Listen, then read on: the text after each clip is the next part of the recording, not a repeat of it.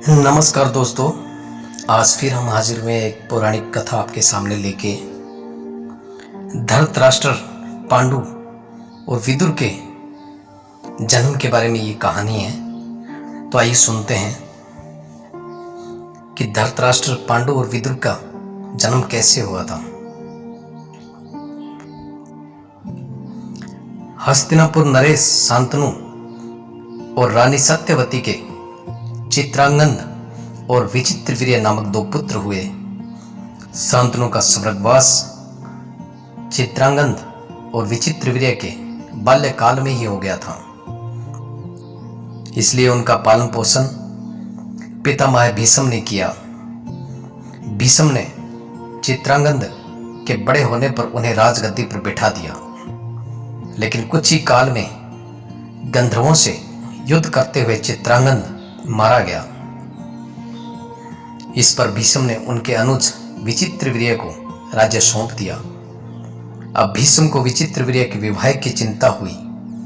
उन्हीं दिनों काशी राज की 3 कन्याओं अंबा, अंबिका और अंबालिका का स्वयंवर था। उनके स्वयंवर में जाकर अकेले ही भीष्म ने वहां आए समस्त राजाओं को परास्त कर दिया और तीनों कन्याओं का हरण करके हस्तिनापुर ले आए। बड़ी कन्या अंबा ने भीष्म को बताया कि वह अपना तन मन राज सालों को अर्पित कर चुकी है। उसकी बात सुनकर भीष्म ने उसे राजा सालों के पास भिजवा दिया और अंबिका और अंबालिका का विवाह विचित्रवीर्य के साथ करवा दिया। राजा सालों ने अंबा को ग्रहण नहीं किया, अतः वह हस्तिनापुर लौटकर आ गई और भीष्म से बोली, हे आर्य, आप मुझे हर कर लाए हैं, अतः आप मुझसे विवाह करें। किंतु भीष्म ने अपनी प्रतिज्ञा के कारण उसके अनुरोध को स्वीकार नहीं किया। अंबा रुष्ट होकर परशुराम के पास गई और उनसे अपनी व्यथा सुनाकर सहायता मांगी। परशुराम ने अंबा से कहा, हे देवी, आप चिंता न करें, मैं आपका विवाह भीष्म के साथ करवाऊंगा। परशुराम ने भीष्म को बुलावा भेजा, किंतु भीष्म उनके पास नहीं आए। इस पर क्रोधित होकर परशुराम भीष्म के पास पहुंचे और दोनों वीरों में भयानक युद्ध छिड़ गया। दोनों ही अभूतपूर्व योद्धा थे, इसलिए हार जीत का फैसला नहीं हो सका। आखिर देवताओं ने हस्तक्षेप करके इस युद्ध को बंद करवा दिया। अंबा निराश होकर वन में तपस्या करने चली गई। विचित्रवीर्य अपने दोनों रानियों के साथ भोग विलास में रत हो गए, किंतु दोनों ही रानियों से उनकी कोई संतान नहीं हुई और वे क्षय रोग से पीड़ित होकर मृत्यु को प्राप्त हो गए। अब कुल नाश होने के भय से माता सत्यवती ने एक दिन भीष्म से कहा, पुत्र, इस वंश को नष्ट होने से बचाने के लिए मेरी आज्ञा है कि तुम इन दोनों रानियों से पुत्र उत्पन्न करो। माता की बात सुनकर भीष्म ने कहा, माता,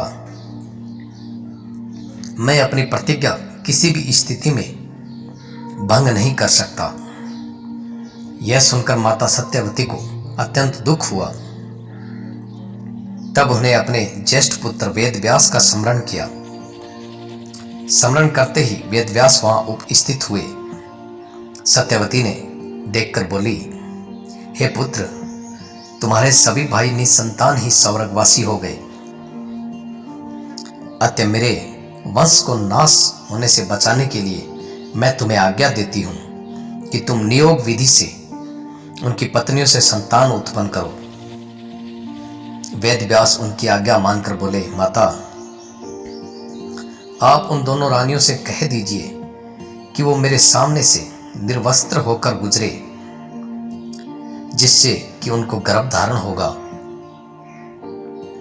सबसे पहले बड़ी रानी अंबिका और फिर छोटी रानी अंबालिका गई, पर अंबिका ने उनके तेज के डर से अपने नेत्र बंद कर लिए, जबकि अंबालिका वेदव्यास को देखकर भय से पीली पड़ गई।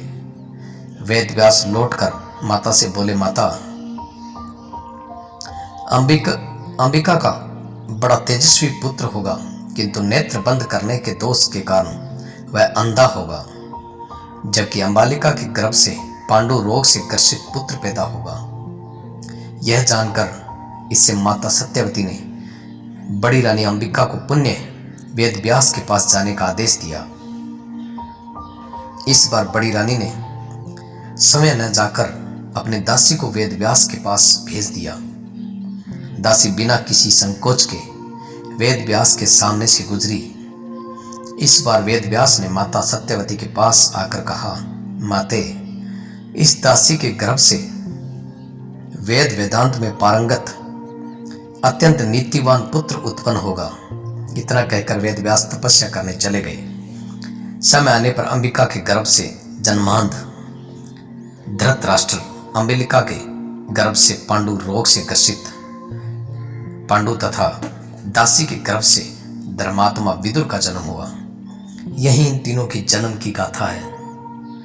अगर आपको ऐसी ही कहानियां, रोचक पौराणिक कथाएं जानने के लिए हमारे चैनल को सब्सक्राइब करें और साथ में बेल आइकन भी दबाएं, ताकि ऐसी दुर्लभ पौराणिक कथाएं आपको इस चैनल पे मिलती रहें। धन्यवाद।